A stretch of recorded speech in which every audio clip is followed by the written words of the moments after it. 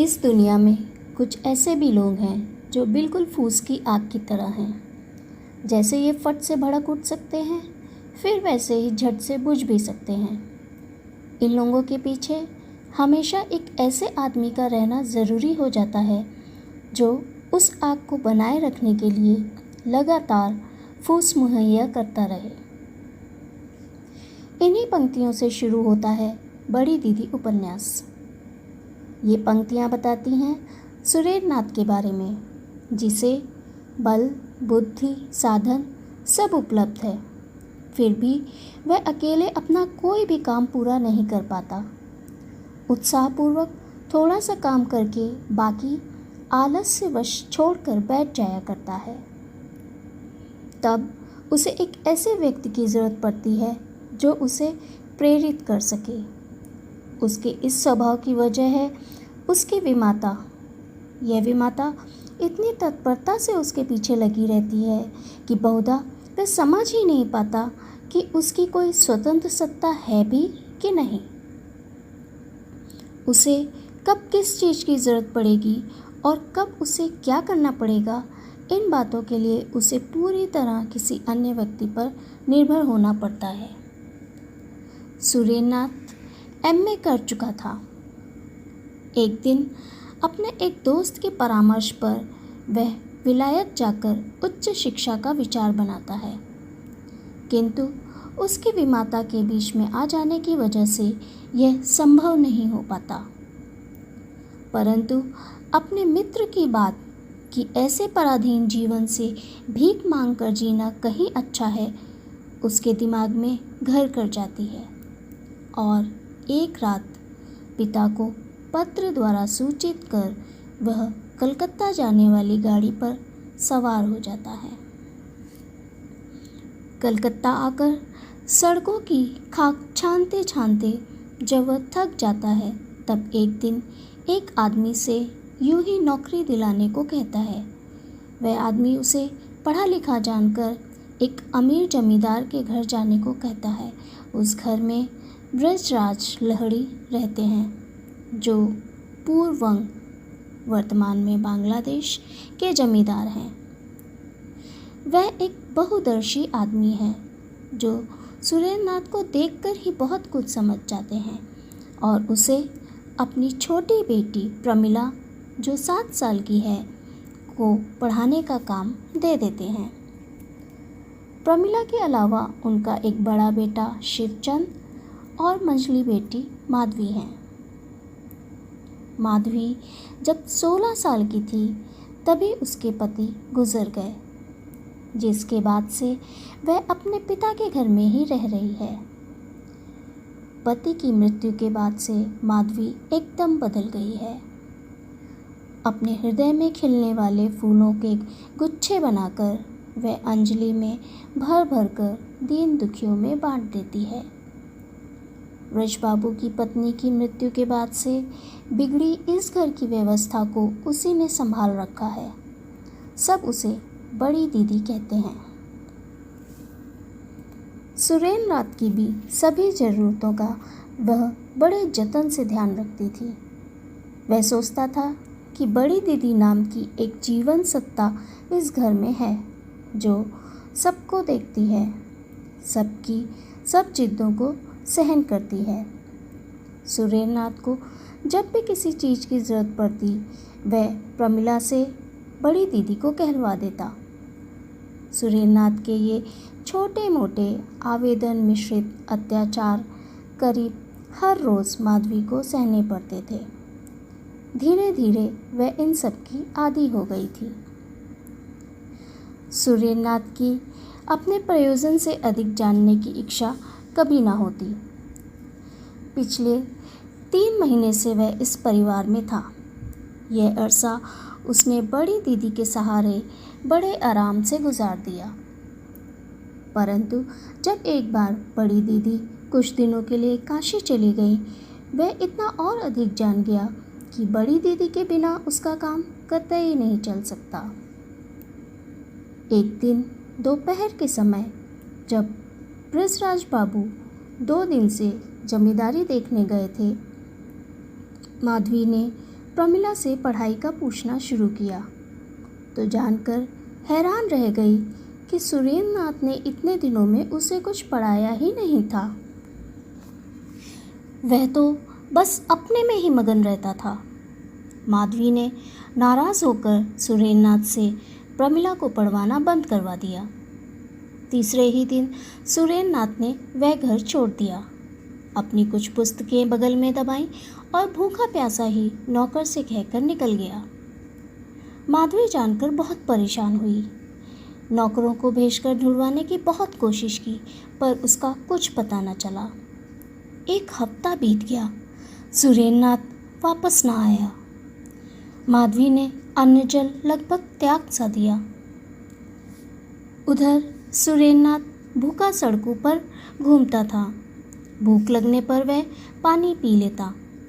एक रात अंधेरे में एक घोड़ा गाड़ी उस पर चढ़ गई। छाती और बगल में गहरी चोट खा वह बेहोश हो गया। अस्पताल में आधे होश की हालत में बड़ी दीदी का नाम लेता रहा। होश आने पर अपने पिता को पत्र भिजवा और ठीक होने पर उनके साथ वापस चला गया। सुरेंद्र नाथ के नाना पबना जिले के एक जमींदार थे। पुत्रहीन होने के कारण वे अपने इकलौते धोते सुरेंद्र नाथ को अपना उत्तराधिकारी बना जाते हैं और इसके बाद ही धूमधाम से सुरेंद्र नाथ का ब्याह हो जाता है। एक लंबा अरसा लगभग 5 साल गुजर चुका है। आजकल सुरेंद्र नाथ की जितनी सुख्याति है उतनी ही अख्याति भी। पहली बात सुरेंद्र नाथ पर लागू होती है और दूसरी उसके मैनेजर मथुरा नाथ बाबू पर। प्रजा की करुण पुकार सुन शांति देवी, सुरेंद्र नाथ की पत्नी, कभी कभी उसे खुद जमींदारी न देखने पर उलाहना दे देती हैं। सुरेंद्र नाथ जैसे एकाएक होश में आ जाता है। कुछ दिन बड़ी लगन से काम देखने के बाद मथुरा नाथ की बातों में आकर फिर पुराना रवैया चालू हो जाता है। एक दिन पत्नी के उलाहना देने पर सुरेंद्र नाथ उसे बताता है कि उसकी तबीयत ठीक नहीं रहती। कलकत्ता में जिस दिन गाड़ी के नीचे दबकर उसे छाती और बगल में चोट लगी थी, उसका दर्द अभी तक गया नहीं है। साथ ही बातों बातों में वह यह भी कह जाता है कि अगर बड़ी दीदी आ जाएं तो मेरी सब तकलीफ़ें दूर हो जाएं। उधर कलकत्ता के भवन में ब्रज बाबू के स्थान पर अब शिवचंद्र मालिक हैं और माधवी के बदले अब नई बहू मालकिन है। सबका व्यवहार मधुर है पर माधवी अब यहाँ नहीं रहना चाहती। एक दिन शिवचंद्र से कहकर वह काशी से अपने भांजे को लेकर अपनी ससुराल पबना जिले के गोला गांव आ जाती है। 7 साल के लंबे अरसे के बाद वह गोला गांव में पतिगृह में प्रवेश करती है और चटर्जी महाशय मुसीबत में पड़ जाते हैं। वह माधवी के पति योगेंद्र नाथ की मृत्यु के पहले से ही उनकी जमीन जायदाद की देखभाल करते थे और इस संपत्ति पर अधिकार जमा कर उसका विधिवत लाभ उठा रहे थे। माधवी को वहां से भगाने की इच्छा से वह लालता गांव जाते हैं और मैनेजर मथुरा बाबू से मिलकर ज़मीन हड़पने की योजना बनाते हैं। मथुरा बाबू 10 साल के बकाया लगान और सम्मन के फर्जी कागज तैयार करवाकर संपत्ति की नीलामी का इश्तिहार जारी करवा देता है। माधवी निराश होकर अपने भांजे संतोष को लेकर काशी लौट जाने का मन बनाती है और सवेरे नाव में सवार हो जाती है। इधर सुरेंद्र नाथ जमींदारी से संबंधित फाइलें घर पर ही बैठा देख रहा है। तभी उसके हाथ माधवी की जमीन की नीलामी की फाइल लगती है। फाइल देखते ही वह कचहरी घर जाकर मथुरा बाबू से मिलने की जिद करता है और निकल पड़ता है। मथुरा बाबू से जानकर कि यह माधवी बड़ी दीदी ही है, वह वहीं सिर नीचा करके बैठ जाता है। फिर अचानक नौकर से एक घोड़ा मंगाकर तुरंत गोला गांव के लिए निकल पड़ता है। पीछे से शांति देवी उसकी सलामती की मन्नत मांगती रहती हैं। रास्ते में उसकी तबीयत बिगड़ने लगती है। वह खून की कुछ बूंदें मुंह से निकलकर कुर्ते पर आ गिरती हैं। गोला गांव पहुंचकर उसे पता चलता है कि माधवी वहां से सवेरे ही निकल गई। रास्ता पूछकर वह उस दिशा में बिना रुके फिर चल पड़ता है। दो कोस आकर घोड़ा आगे ना जाने पर सुरेंद्रनाथ पैदल ही चल देता है।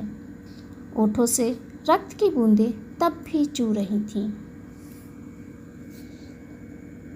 नदी में उतरकर उसने अंजलि भर पानी पिया और दौड़ने लगा। जी जान से दिन खत्म होने लगा। पैरों में अब चलने की शक्ति बाकी नहीं है। नदी के मोड़ के पास एक नाव जाती दिखती है। सुरेंद्रनाथ ने पुकारा, बड़ी दीदी। सूखे गले से आवाज़ की जगह खून की 2 बूंदें टपक पड़ी। पास आकर फिर पुकारा, बड़ी दीदी। माधवी उठकर बैठ गई। देखा कीचड़ और धूल से लथपथ मास्टर साहब। तुरंत नाव किनारे पर लगाने को कहा और सुरेंद्रनाथ को सब मिलकर उठाकर नाव पर ले आए। माधवी ने अपना हार मल्लाह को देकर तुरंत लालता गांव पहुंचाने को कहा। होश आने पर सुरेंद्रनाथ ने आंख खोलकर माधवी को देखा। माधवी के मुख पर अब घूंघट नहीं है। तुम बड़ी दीदी हो? अपने भवन के शयन कक्ष में बड़ी दीदी की गोद में सिर रखे मृत्युशैया पर सोया है सुरेंद्रनाथ। उसके पैरों को शांति अपनी गोदी में रखे आंसुओं से धोए दे रही है। पवना के डॉक्टर वैद्य मिलकर भी खून को बंद नहीं कर पा रहे हैं। सुरेंद्रनाथ बोला, बड़ी दीदी, उस दिन की बात याद है जिस दिन तुमने मुझे अपने घर से निकाल दिया था? तभी मैंने भी तुमसे बदला लिया था, तुम्हें भी निकाल दिया घर से।